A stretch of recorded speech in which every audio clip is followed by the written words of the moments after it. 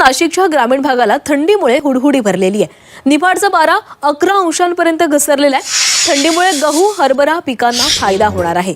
गुलाबी थंडीमुळे पहाटे जॉगिंग ट्रॅकवर व्यायामासाठी नागरिकांची गर्दी होताना दिसते।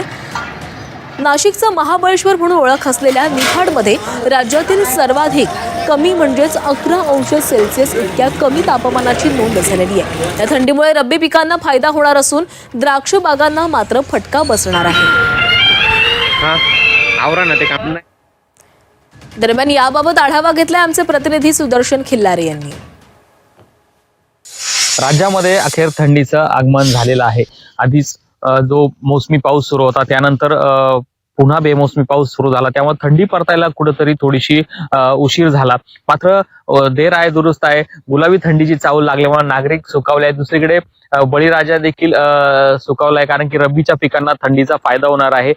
नाशिकच्या निफाड तालुक्यात निचांकी तापमानाची नोंद झाली, 11 अंश इतकी नोंद झाली। सध्या आपण नाशिकच्या निफाड या ठिकाणी आहोत। या ठिकाणी कांदा लागवड आता मोठ्या प्रमाणात झालेली आहे। त्यानंतर गहू हरभरा ही जी रब्बीची पिकं आहेत यांना थंडीचा फायदा निश्चित होणार आहे।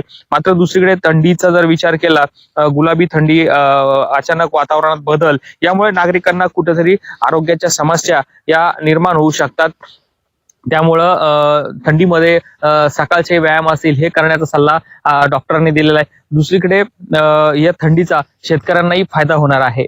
सुदर्शन खिल्लारे, झी मीडिया, येवला, नाशिक।